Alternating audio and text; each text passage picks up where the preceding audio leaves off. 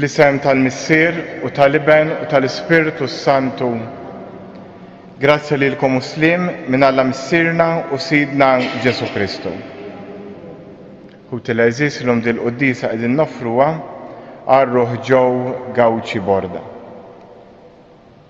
Ekku l-Knisja llum qed tiċċelebra il-festa ta' San Tumas Apostlu. Hekk dan l-Apostlu li ħalla l-ħsibijiet tiegħu itaqluh, però mbagħad li ħsibijiet wasluh biex ikun wieħed mix-xhieda l-aktar qawwijin tal-qawmien ta' Kristu. Għax kellilu li Ġesu mqajjem wera l-pjagi. U hekk għarafna l-Ġesu mill-pjagi tiegħu bħala Kristu mqajjem. Walek biex nitħejju tajjeb għal dan misteru li issa qegħdin niċċelebraw, ejjew nitolbu maħfra l-mulej għal dawk id-drabi li fihom inqasni.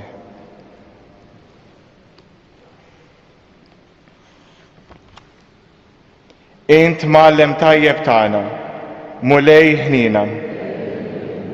Int Raj tajjeb tagħna, Kristu ħnina.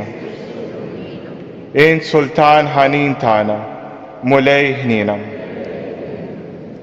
Iħenna lina Alla li jista' kollox, jaħfrilna dnubitna, biwassalna għal ħajja ta' dejjem. Nitolbu.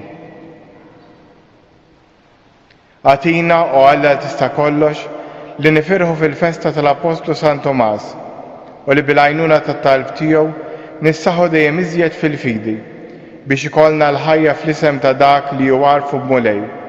Ibnek Ġesu Kristu Sidna li hu Alla u miegħek jgħix wissaltan flimkien mal-Ispiritu Santu għal dejjem ta' dejjem.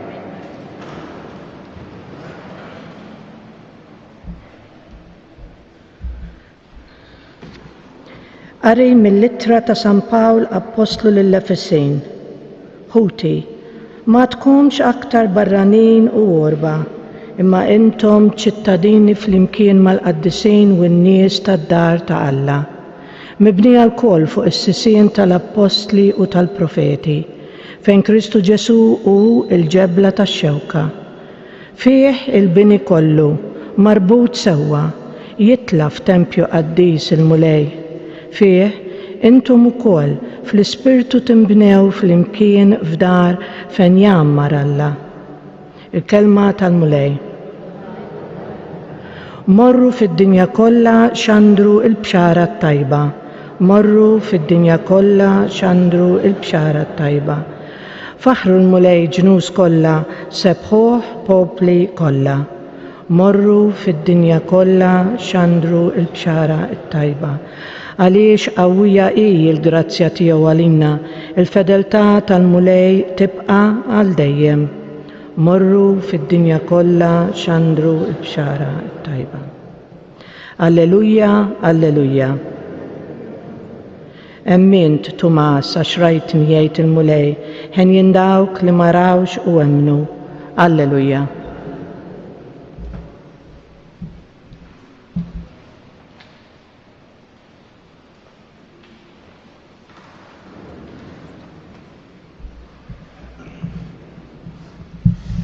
Il-mulej ma'kom.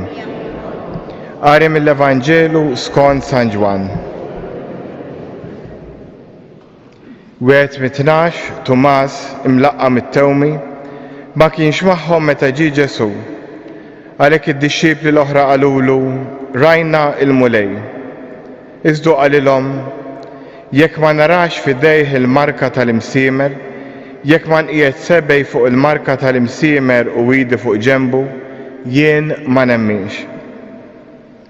8 ijiem wara id-dixxiepli reġgħu kienu ġewwa u Tumas kien magħhom. Il-bibien kienu magħluqa. Imma Ġesu daħal qatt f'nofshom u qalilhom il-paċi magħkom. Imbagħad qal lil Tumas, newwel sebek il-hawn u wara jdejja, ġib idek u qiegħda fuq ġenbi. Qis li ma tonqos fik il-fidi iżda emmen. Wieġbu Tumas u qallu, mulej tiegħi u Alla tiegħi. Qallu Ġesu, emmint għax rajtni, ħen jien dawk li ma rawx u emmnu.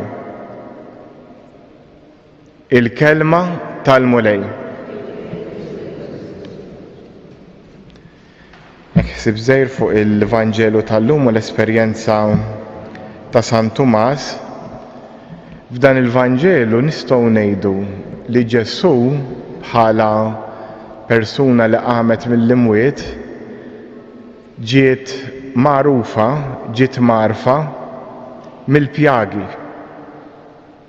Tumas bħala sinjal tal-qawmien ta' Ġesu ma fittix affarijiet oħra għajr il-pjagi. U dan jista' jagħmel sens ukoll għall-ħajja tagħna. Ħafna drabi il-konferma ta' Alla insibuha meta u fejn forsi għaddejna minn xi diffikultà u fiha rajna l-qawwa ta' Alla. Fil-fatt Ġesu x'jiġralu? Ġesu kien qed jgħix mad-dixxipli tiegħu, saret inġustizzja miegħu, ġie moqtul, ġie msallaf fuq salib u dawk il-feriti li kellu f'ġismu baqgħu hemm għax imbagħad saru s-sinjal tal-qawwa t'Alla. Saru s-sinjal li Kristu kien kapaċi jegħleb anke l-istess mewt u l-istess żbatija bil-qawmien. U dak ta' tama lina l-insara, tama li meta hemm pjaga il-mulej jista' jħalli hemm, però jibdilha minn sinjal ta' uġieħ għal sinjal ta' glorja u għal sinjal ta' laqamalla. Mela kemm nitolbu l-mulej biex fuq l-eżempju ta' San Tumas ma nibżgħu qatt inkunu sinċira. San Tumas kien sinċir wara d-dubji tiegħu u għax wara d-dubji tiegħu imbagħad Ġesu taħ risposta li hi ta' għajnuna wkoll għal fidi tagħna. Fiskiet nitolbu fuq dan.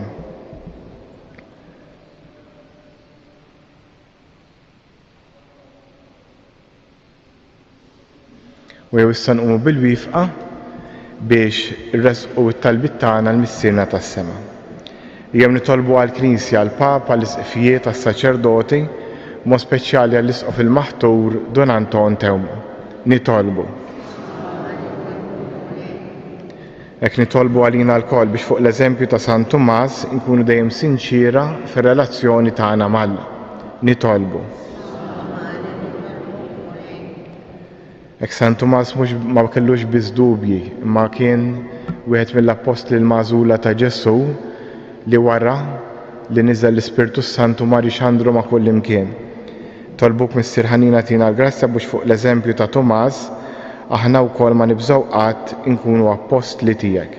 Nitolbu. Resqulek Missier ukoll il-pellegrini kollha li jiġu jżuru dan is-santwarju, mod speċjali lil dawk għaddejjin minn xi diffikultà. Nitolbu. U issa fiskiet jew resqu talbina il-missierna tas-sema.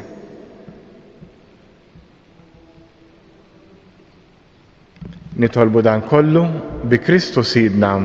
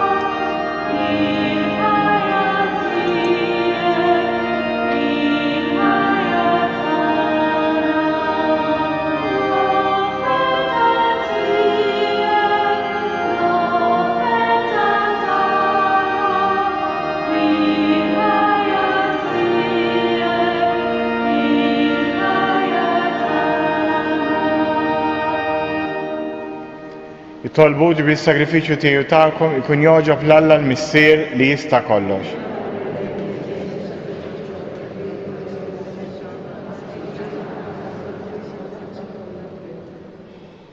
Se nofrulek mulej is-sagrifiċċju ta' tifħir fġieħ ix-xhieda tal-fidi fi Kristu, mogħtija mill-Apostlu San Tumas.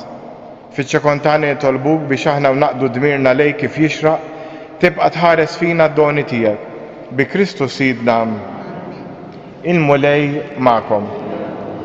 nerfgħu qlubna l fuq. Niżżu ħajr lil Mulej Alla tagħna.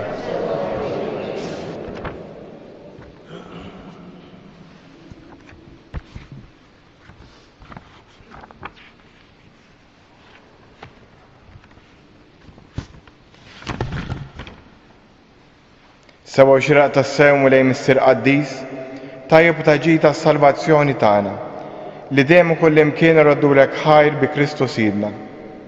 U l-qassis tas-sew ta' dejjem, waqaf għalina għamla ta' sagrifiċċju li jibqa' kienu l-ewwel li joffrilek lilu nnifsu bħala l-vittma s-salvazzjoni tagħna. U li rrid b'tifkira tiegħu nibqa' nagħmlu din l-offerta.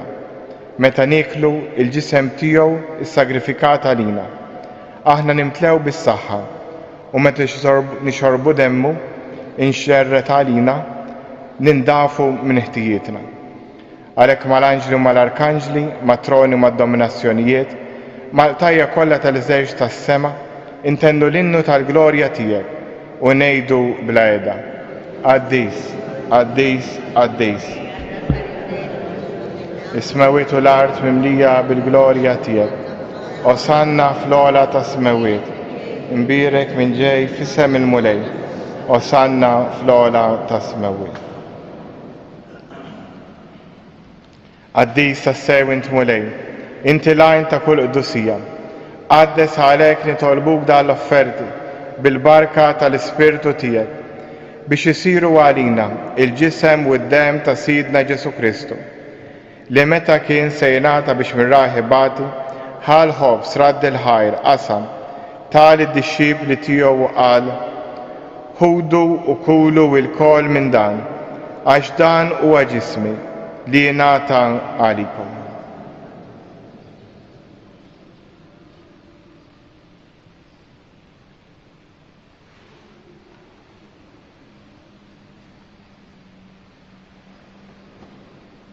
Ekku kol wara li klaħal kalġi ġrat il-ħajr tal id-dixxipli tiegħu qal: ħudu xorbu minnu il-kol, għax dan huwa l-kalġi ta' demmi, tal-patt il-ġdid li jibqa' għal dejjem, id-dem li jxerret għalikom u għall-bnedmin kollha għal maħfra ta' dnubiet.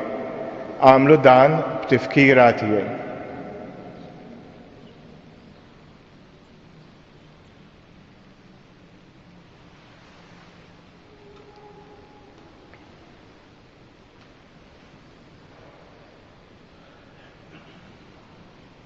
Danu il-misteru tal-fidi. Nħabru l-mewt tiegħek Mulej, nxandru bil-feħel aw minn tiegħek, nistennewk sama tiġi fil-glorja. Għalhekk aħna nagħmlu dan b'tifkira tal-mewt u l-qawmien ta' Sidna Ġesu Kristu, nofrulek Mulej il-ħobs tal-ħajja u l-kaġġ tas-salvazzjoni. U rraddulek ħajra xogħġbok tilqana quddiemek biex naqdu. U miċ-ċokontana nitolbu li l-Ispirtu Santu jaqadna f'ġisem wieħed, lina nieħdu sem il-ġisem u d-dem ta' Kristu. Ftakar Mulej fil-Knisja tiegħek imxerda mad-dinja kollha, wettaq fl-imħabba, flimkien mal-Papa Franġisku, l-Isqof Marju, l-Isqof Maħtur Anton u mal-Ministri tiegħek kollha. Ftakar ukoll f'ħutna li raqdu bit-tama tal-qawmien, ftakar f'ġew, ftakar fil-mejtin kollha, daħħalhom quddiemek fid-dawl tas-sebħ tiegħek.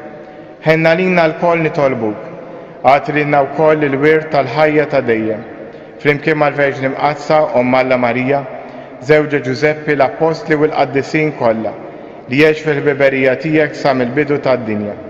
Għamel li magħhom infaħruk u nsebħuk b'Ġesu Kristu Ibnek. Bi Kristu, ma' Kristu u fi Kristu, jingħata lilek Alla Missier li tista' kollox, flimkien mal-Ispirtu Santu, kull ġieħu glorja għal dejjem ta' dejjem. Immexxija mill-istess Spiritu li mexxa lil Ġesu, jew nitolbu t-talba li hu stess għallimna. Missierna, jitqaddes ismek, tiġi saltnatek, ikun li trid int kif is-sema hekk fl-ard. Ħobżna ta' kuljum għatina llum, aħfrinna dnubietna, bħalma naħfru il-minnu ħati għalina. La ddaħħalniex fit-tiġrid, iżda ħlisna mid-deni. Ħlisna nitolbuk Mulej minn kull deni, Atina fit-tieba u l-ħnina tiegħek il-paċi fi żmienna biex inkunu ħielsa dejjem mid-dnub u mħarsa minn kull inkwiet. Aħna u nistennew u nittamaw il-għena u l-miġġa tas-Salvatur tagħna Ġesu Kristu. Mulej Ġesu Kristu li qed l-apostli tiegħek inħallilkom islim nagħtikom islim tiegħi, la tħares lejn nubitna, iżda ħares lejn il-fidi tal-Knisja tiegħek. Għati jaslim u laqda li jintrit fija, int li tgħix fis-saltan għal dejjem ta' dejjem. Il-paċi tal-mulej tkun dejjem magħkom. Għatu l-paċi lil xulxin. Ħaruf tal-Alla, neħi l-nubiet tad-dinja ħenna għalina.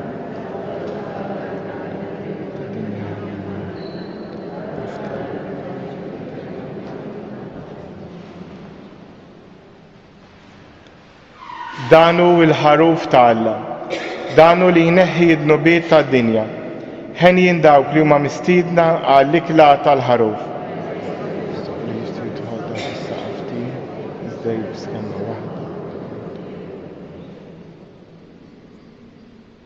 Il-ġisem ta' Kristu.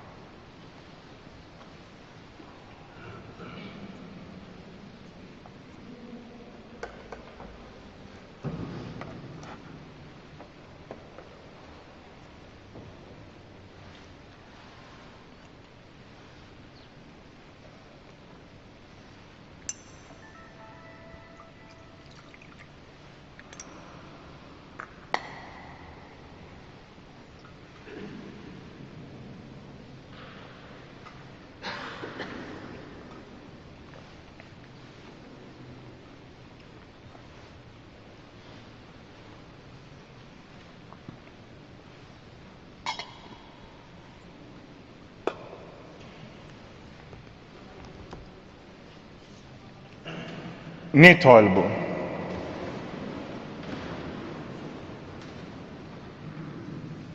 O Alla, f'dan is-sagrament imqaddes, aħna nirċievu tassew il-ġisem ta' ibnek il-waħdini.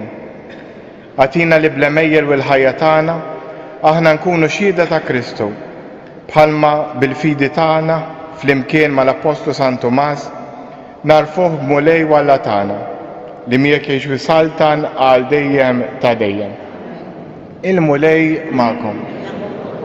Wiberikkom Alla li jista' kollox, il-Missier, l-Iben u l-Ispirtu Santu.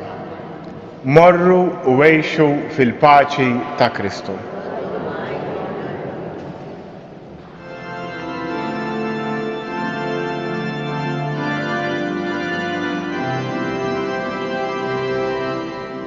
Il-modesta il-firxeti